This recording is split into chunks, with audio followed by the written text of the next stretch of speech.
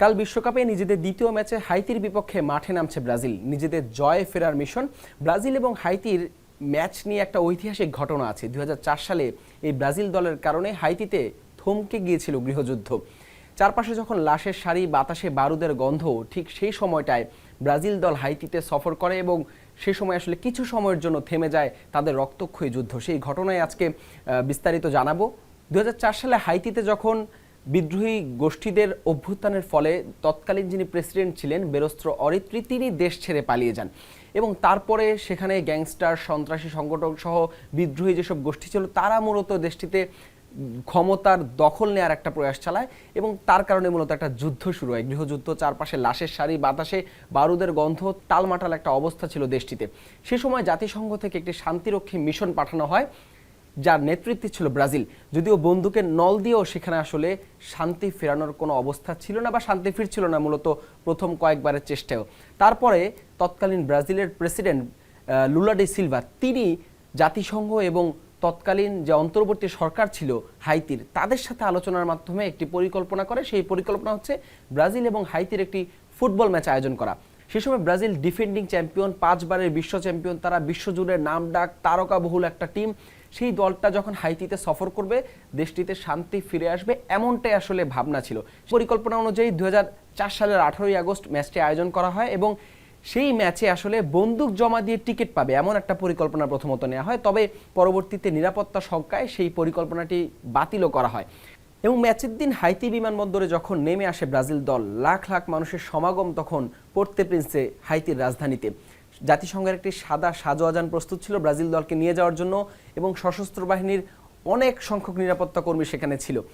সেই ম্যাচকে ঘিরে যুদ্ধ বন্ধ ছিল 2 দিনের জন্য এবং রবার্তো কার্লোস, রোনালদো, রোনালদিনহোদের দেখার জন্য জায়গা দেওয়ার মতো অবস্থা ছিল না রাস্তায়। মানুষের এত ঢল ছিল হাইতিতে এবং হাইতির রাস্তা দিয়ে যখন ব্রাজিলের দলকে সাজোয়াজানে করে নিয়ে যাওয়া হচ্ছিল, তখন লাখ লাখ মানুষের যে আকুতি, একবার স্পর্শ করার যে দৃশ্য, সেটি দেখে ব্রাজিলের কোচ আলবার্তো পেরেইরা তিনি বলেছিলেন যে যখন ব্রাজিল 2002 বিশ্বকাপ জয় করে ট্রফি প্যারেড যাচ্ছিল, সে সময় যে দর্শক সমাগম হয়েছিল, যে মানুষ হয়েছিল লোকে লোকারণ্য, সেই দৃশ্যটাই যেন তিনি হাইতিতে দেখেছিলেন। এত ক্রেজ ছিল মানুষের মাঝে ব্রাজিলের সেই দলটাকে দেখার জন্য। এবং ম্যাচের দিন পোর্তে প্রিন্সের যে স্টেডিয়ামটি রয়েছে, সেখানে দর্শক ধারণ ক্ষমতা ছিল মাত্র 15,000। মাঠের ভেতরে 15,000-এর বেশি দর্শক তো ছিলই, মাঠের বাইরে লাখ লাখ মানুষের সমাগম হয়েছিল এই ম্যাচটি দেখার জন্য। ব্রাজিলের প্রেসিডেন্ট লুলা ডি সিলভা, তিনি ব্রাজিলকে অনুরোধ করেছিল, ব্রাজিল দলকে, যে এই ম্যাচে এত বেশি গোল দিও না যাতে হাইতির মানুষের মন ভেঙে যায়। তবে সেই কথা পাল্টে ব্রাজিলের ফুটবলাররা ম্যাচটিতে দুর্দান্ত পারফর্ম করে এবং 6 গোলের একটা দুর্দান্ত একটা ম্যাচ উপহার দেয় তারা। সেখানে রোনালদিনহো, ব্রাজিলিয়ান তারকা, তিনি হ্যাট্রিক পূর্ণ করেন। এছাড়া আরও 3টি গোল দেন, রজার 2টি গোল দেন, নিলমার তিনি 1টি গোল করেন। এবং হাইতির মানুষ, হাইতির ফুটবলারদের খেলার চেয়ে প্রত্যেকটা ব্রাজিলের গোলে উদযাপন করেছিলেন, উল্লাস করেছিলেন তারা। এবং এই ম্যাচকে ঘিরে যে উল্লাস উন্মাদনা ছিল, সেটি আসলে 2 দিন পর্যন্ত ছিল। এই 2 দিন পরে ব্রাজিল যখন সেই হাইতি ছেড়ে চলে যায়, তারপরে আবারও শুরু হয় গৃহযুদ্ধ। চারপাশে লাশের সারি, আবারও সেই বারুদের গন্ধ এবং দেশটিতে সহিংসতা, হানাহানি। বিদ্রোহী যেসব গোষ্ঠী ছিল, সন্ত্রাসী সংগঠক ছিল যারা, তারা আবারও দেশটিতে ক্ষমতা দখলের লড়াইয়ে নেমে যায়। তবে সেই 2 দিন, সেই ঐতিহাসিক সেই মুহূর্ত, সেই ঘটনা, সেই ম্যাচটি নিশ্চয়ই এখনও স্মরণীয় হাইতির মানুষের কাছে, নিশ্চয়ই স্মরণীয় ব্রাজিলের, নিশ্চয়ই স্মরণীয় ফুটবল ইতিহাসের এক ঐতিহাসিক ঘটনা। সেই ম্যাচটিকে নাম দেওয়া হয় ম্যাচ ফর পিস নামে। এবার ব্রাজিল এবং হাইতির ম্যাচের পরিসংখ্যান যদি বলি, হেড টু হেডে এখন পর্যন্ত 2 দলের লড়াই হয়েছে মাত্র 3 ম্যাচে। যেখানে প্রথমবার 1974 সালে ব্রাজিল জয় পেয়েছিল 4-0 গোলে, প্রথমবারের সেই দেখায়। পরবর্তী সেই ম্যাচটি ছিল 2004 সালে, সেই ঐতিহাসিক শান্তির জন্য যে ম্যাচটা ছিল হাইতির মানুষের জন্য। সেই ম্যাচে ব্রাজিল 6-0 গোলের জয় পায় এবং সবশেষ 2016 কোপা আমেরিকায়, সেখানে ব্রাজিল 7-1 গোলের বিশাল এক জয় পায়। সব মিলে 3 বারের দেখায় ব্রাজিল হাইতিকে গোল দিয়েছে 17টি, আর হাইতি ব্রাজিলের জালে গোল দিয়েছে মাত্র 1টি। মুখোমুখি পরিসংখ্যানে স্পষ্ট বোঝাই যায় ব্রাজিল এই ম্যাচে ঢের এগিয়েই থাকবে, সেটা নিয়ে কোনো সংশয় নেই।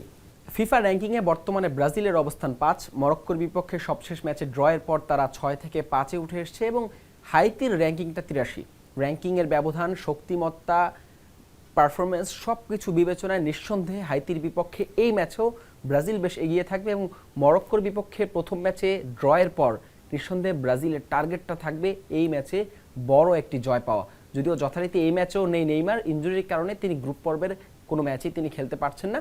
এবং একই সঙ্গে আনচেলত্তি সবশেষ ম্যাচে মরক্কোর বিপক্ষে ড্রয়ের পর বলেছিলেন ব্রাজিলের মূল যে একাদশ রয়েছে, প্রথম একাদশ, সেই একাদশেও আসতে যাচ্ছে পরিবর্তন।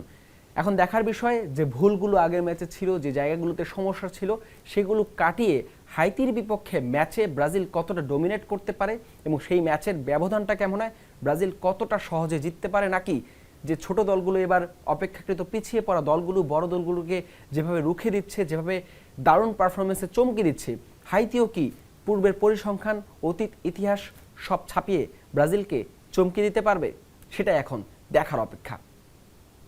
হাসান আল মারুফ, যমুনা স্পোর্টস।